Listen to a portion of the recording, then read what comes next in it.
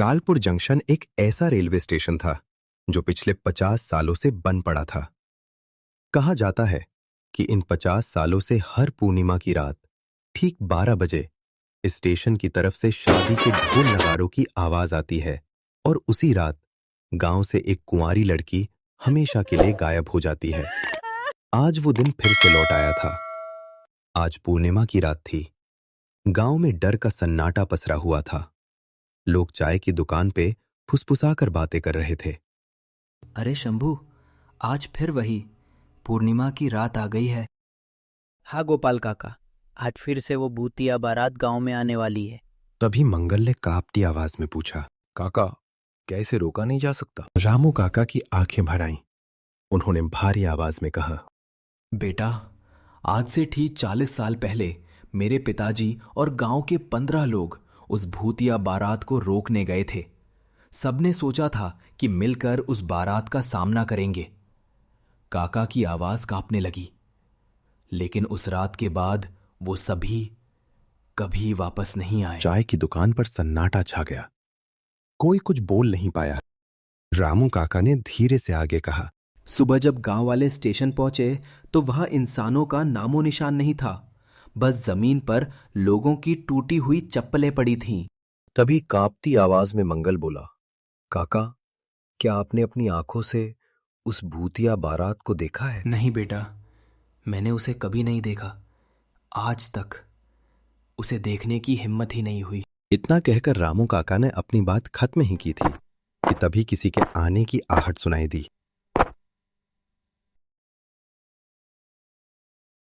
नमस्ते रामू काका। नमस्ते बेटा, तुम सुरेश की बेटी ही है ना?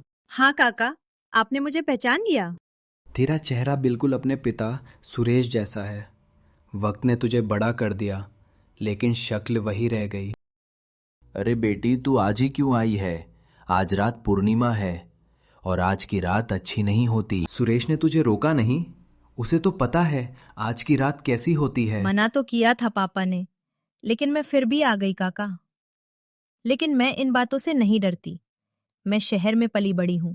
ये सब मुझे बस कहानियां लगती हैं। रामू काका ने गहरी सांस लेकर कहा, ठीक है बेटी, अगर तू नहीं मानती तो अब बिना रुके सीधे घर जा।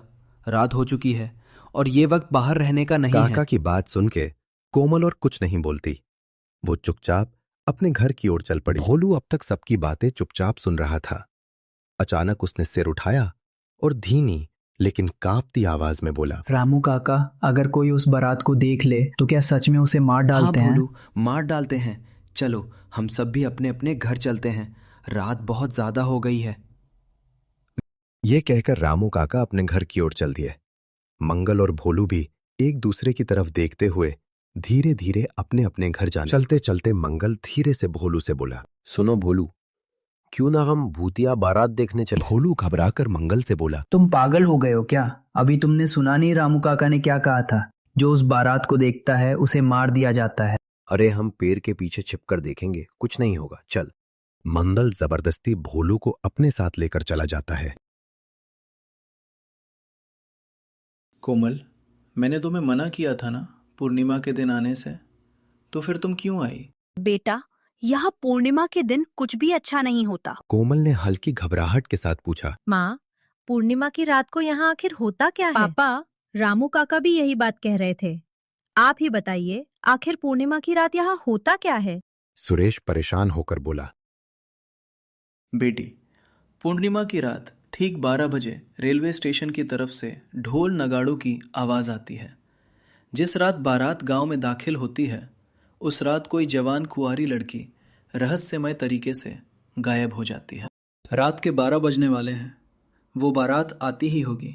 इतना बोला ही था, तभी रेलवे स्टेशन की तरफ से ढोल नगाड़ों की धीमी आवाज हवा में गूंजने लगी।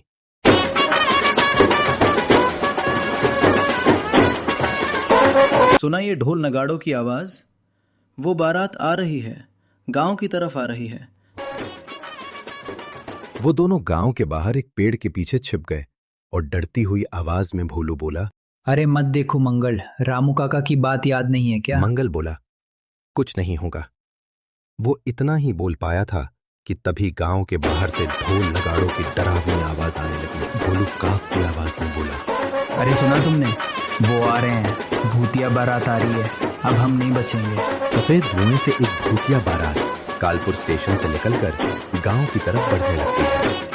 इस भूतिया बारात में किसी का पूरा शरीर जला हुआ था, तो किसी का मुंह और सबकी आंखें खून से भरी हुई थी। कोई नाच रहा था तो कोई नगाड़े बजा रहा था। और ऐसे ही ये बारात धीरे धीरे गांव की ओर लगातार बढ़ते जा रही थी। भोलू कांपती आवाज में बोला, मंगल, वो देख, भूतिया बारात सीधे गांव की ओर बढ़ रही है। और मंगल भी डरती आवाज में बोला, अरे ये तो सुरेश के घर के पास रुक गए। और सुरेश के घर के बाहर आके रुक जाती है। अरे ये तो सुरेश के घर के अंदर जा रहे हैं।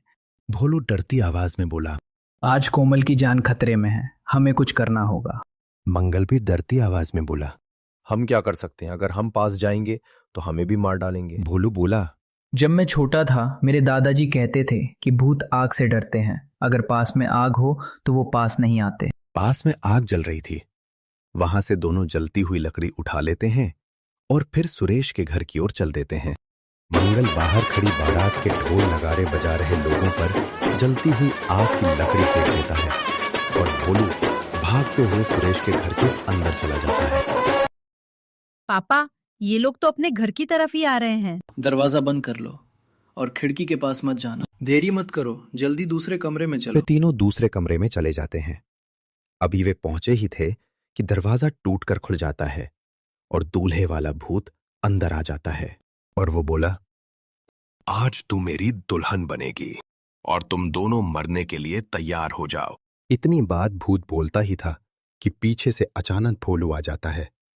उसके हाथ में जलती हुई आग की लकड़ी होती है। तभी पीछे से आवाज आती है, रुक जा, अब तेरे खेल खत्म।